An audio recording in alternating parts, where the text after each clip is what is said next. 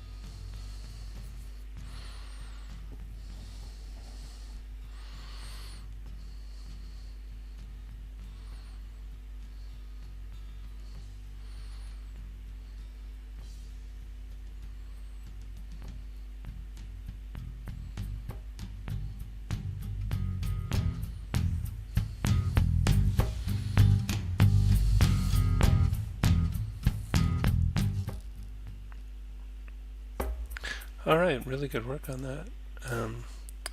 Let's jump right into the main piece here.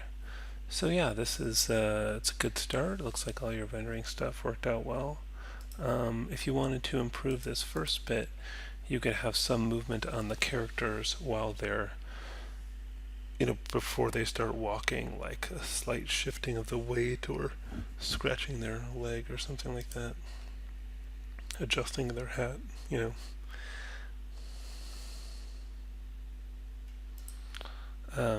He's very much in dark shadow, and if you look at other things in the scene that are facing that direction, like the clock tower or this wall, they are not, or this building here, they are not in such a dark shadow. So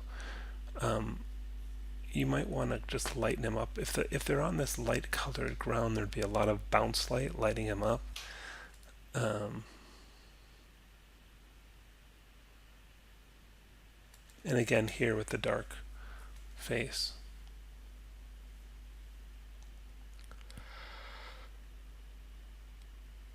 There's a bit of a pause here, and you could just fix that out in editing just to trim a bit of that out. And maybe add a little recoil to the gun when he fires at this guy. Really like the exaggerated thing of him getting hit by the bullet.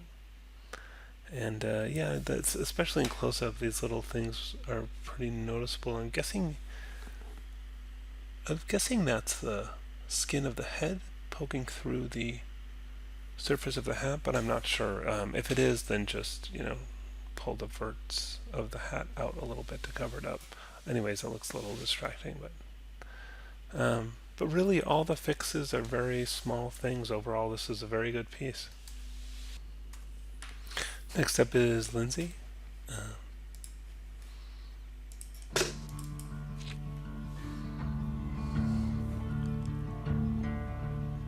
There ain't no grave can hold my body down. There ain't no grave can hold my body down.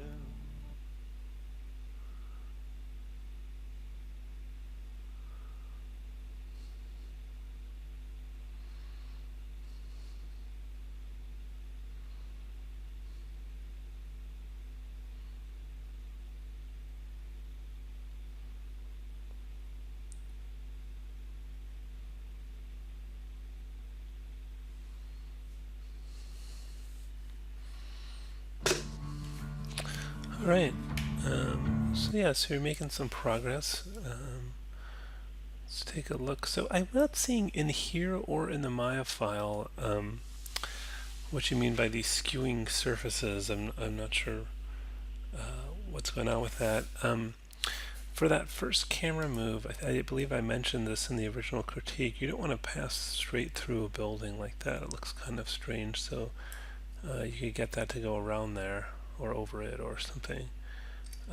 Going through the these support beams here works okay because we're not like going right into a big surface. But also I might go a little more contrasty with the shadows. They're a little bit light. If you have some kind of fill light filling that in, I might dim that a little bit. Just so you get that like kind of bright sunny day with the dark shadows kind of look. Yeah, and there's some kind of strange, very sudden, quick movement at the end, so you might want to like flatten the tangents on your camera animation curves for that. And it's a little odd that she starts walking so long after him, so maybe select all of our animation curves and slide those back a few frames. No, this that shot looks a little odd. I think partly because you sort of set up a screen left and screen right, so you kind of expect her to be looking sort of this way at him, and then she turns and she's kind of looking off that way, and so it's a little disoriented. And it may be just adjusting the camera position around to the side here, like kind of pulling it around, from here around there a little bit. That will kind of help with that angle. Um, and that's okay, but that's not. So if you're establishing kind of a screen thing where he's on the left and he's on the left, she's on the right. She's sort of on the right, but she's looking the wrong direction. Again, that can be fixed with the camera position. He's on the left. I would like him looking a little bit more to the right, but that's okay. And then that's breaks it, right? Because now she's, first of all, it's just too close of a close up, and second of all, now she's totally screen left. So um,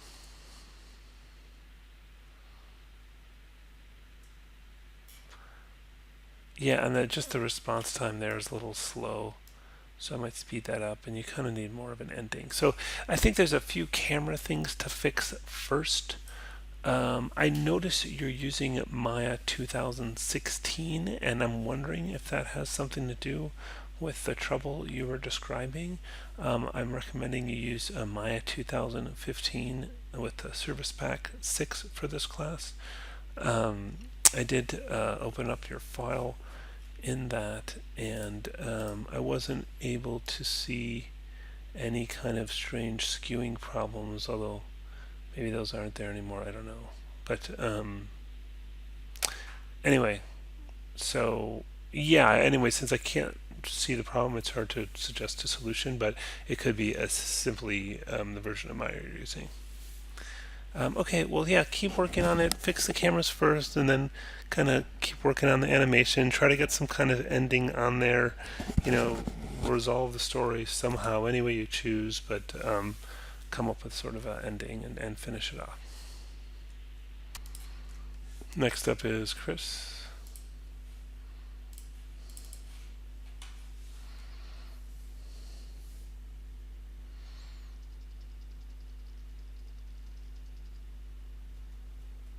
Oh, sorry, I have it really quiet.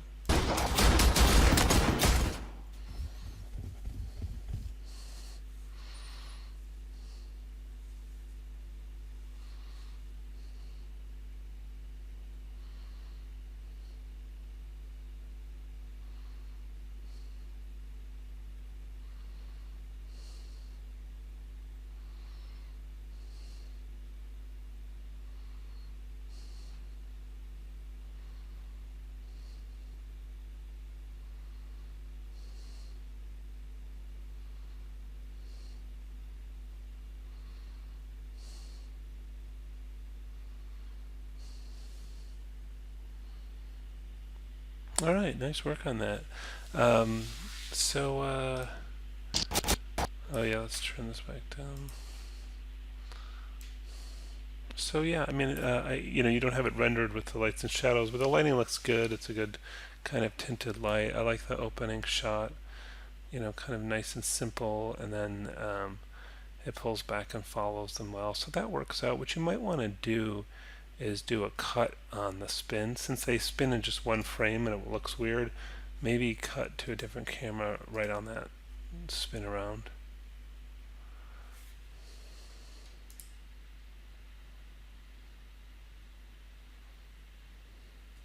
I think that if he's winking at her, what would help is a little tilt of the head.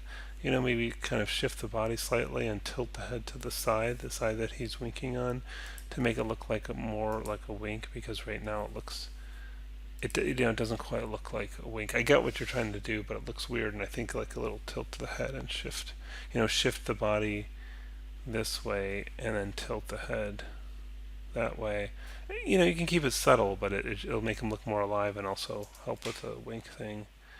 And I like that reaction. I think that this is an example where, and there's a couple shots here where there's just too much camera movement.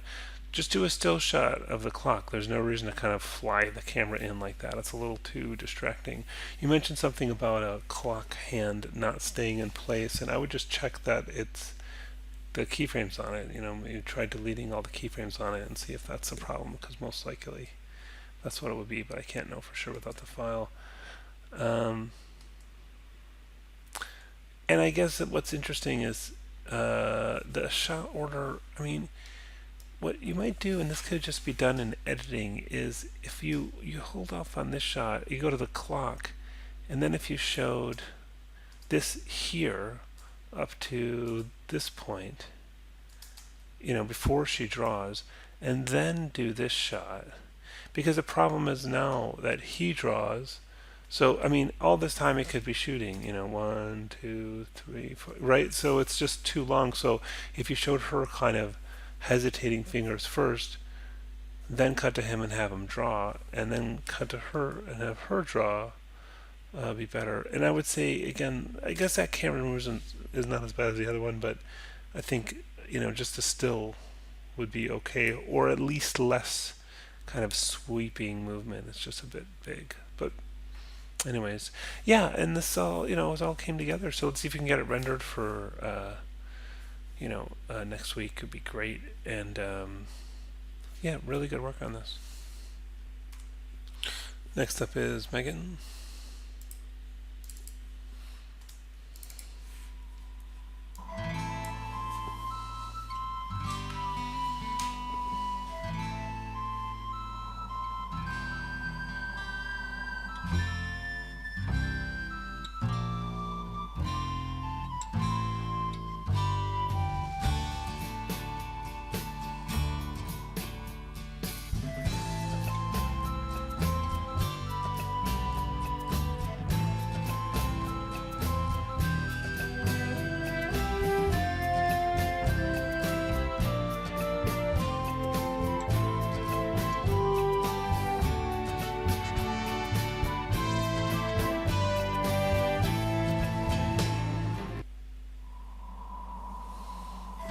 All right.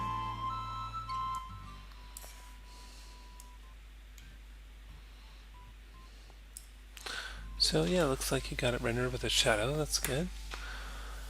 If you wanted to improve that first shot, you could have a little motion on the characters there before they start walking. Maybe shifting their weight or some kind of movement.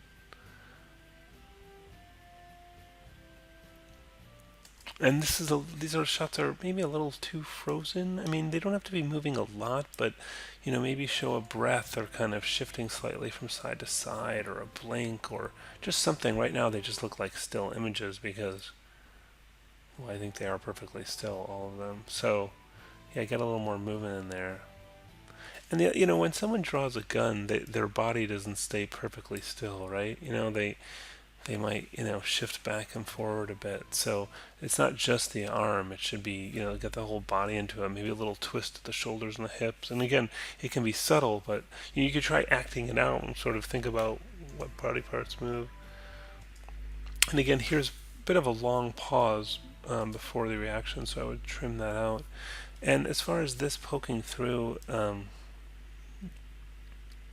what it looks like to me without looking at the file, although I'm 90% sure, is that these points here are weighted to this shoulder. So you need to decrease the weights on the points of the jacket from the shoulder so that they're not pulled around by that shoulder. I can demonstrate that if you send me the scene file to show you what I mean. So yeah, maybe get rid of some of that pause. And yeah, as you said, you haven't done the ending yet, but yeah, once you do, it's coming along well. So good work on that. Next up is Tegan.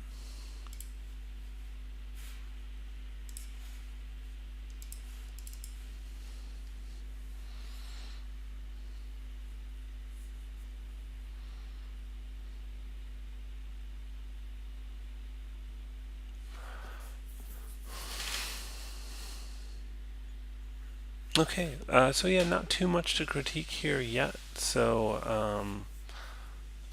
all that's fine. Look forward to see it rendered. But yeah, there's not much to say about that first shot. So it's all fine. See it rendered. Obviously, you'll want it to cut out of the shot. Pretty much as soon as they leave frame. But here, there's another maybe 2-3 seconds on there, kind of just looking off at the scene. So I would cut out of there sooner. Um, so yeah, I guess just let me know when you have more of the project finished, and we'll go from there. Next up is Vanessa.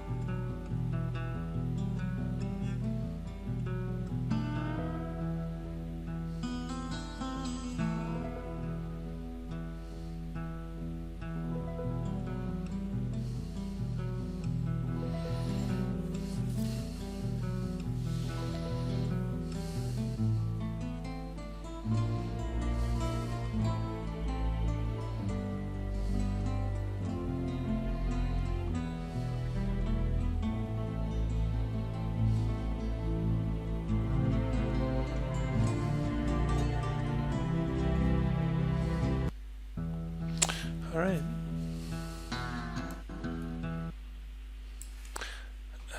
So yeah, let's talk about the camera first. Um, so the fly-in is fine, and I think it's okay to start on their boots. Um, but maybe bring the camera to a rest here. There's just a bit too much flying around because then you kind of keep drifting and suddenly you're flying back here, and that just seems odd. If you wanted to go to a shot like this, I would stop at the boots, let them start walking, and then just do a straight cut to this so there's not all this flying around, and just really just more still cameras, less flying around is what I would suggest. Um, and then you have that kind of flip around all at once. That would be a good time to cut so we don't see that kind of pop where it flips around. So maybe that would be a good point to cut to this character, or just a different shot of the two of them so we don't see that pop of them twisting around. And that's a good composition. But you don't have to fly the camera into that position. You just cut to it. Animate the camera using a step tangent type. And then suddenly, and that's a jump cut, right? So you do have a cut here, but it's a jump cut because it goes from there to there, and those are too similar to have next to each other. So you have to choose something that's more different than that, and perhaps it is the close-up of him, and then you cut back to this. But again, a lot of floating, flying camera. I would just use still. This is a good shot, but there's no animation, so you'll want to add some movement to the character. Again, they could be shifting their weight, or adjusting something, or kind of twiddling their fingers, whatever you want to do. And same here, a blink, something like that. I talked on a different critique about this concept of camera left and camera right. You sort of have established of this character on the left and this character on the right, more or less. And this doesn't quite break it yet, although I might try to get the character on like a third. Um, that again, because he's looking a little bit this direction, it kind of works again, but maybe get him on a third, get him looking over that way, and that could be the angle of the camera could help with that. This one is it's just an odd thing, and also it's just a lot of camera movement for an extreme close-up, and you'll want to put some animation on the character, or blink, or something. Maybe have the clock hands moving there, and again, flying camera, just get a good composition, like something like that, and keep it still.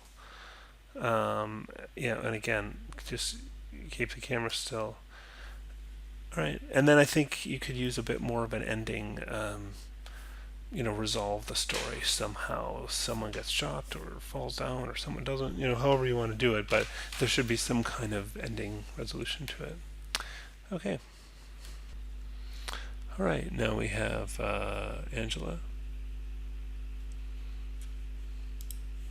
I'll just use the YouTube version.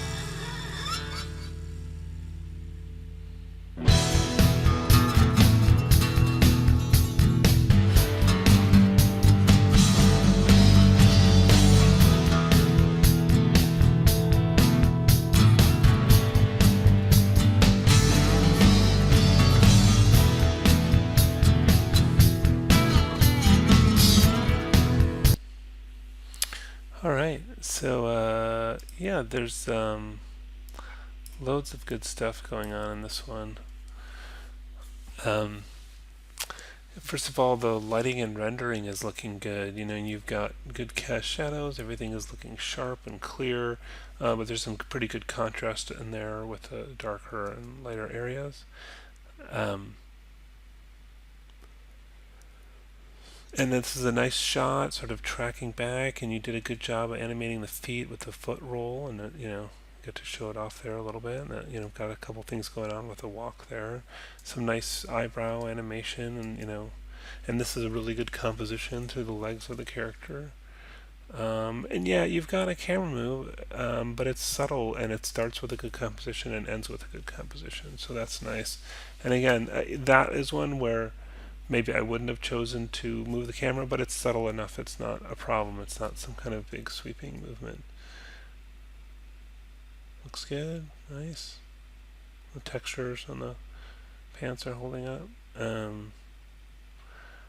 This is maybe a bit reflective, these surfaces. You might try to turn down the reflectivity or try a different material. I did notice earlier, by the way, it looked like, I can't remember which shot it was. Maybe this next one. Yeah, that's nice. You've got the reflection in there. That's a nice touch.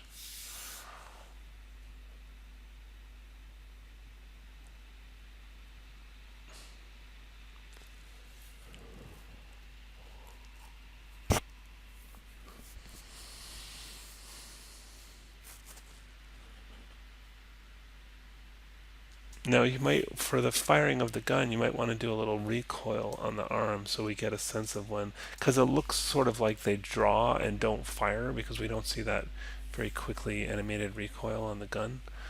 And then it's sort of frozen here for the moment. It's nice that you animated the horse as well. And the horse falls over, which is a good gag, although I kind of felt like we needed, I don't know, some other sort of justification or clue, like the bullet ricochets or something. Even like you could even do it with sound, like if you hear that sort of kind of sound where it sounds like it's bouncing off a couple different surfaces or something. Um, it might help the gag. Uh, but then somehow he's hit as well. And that's a really nice fall. You did a good job with that. So a lot of great stuff going on here. Really good piece. Good work.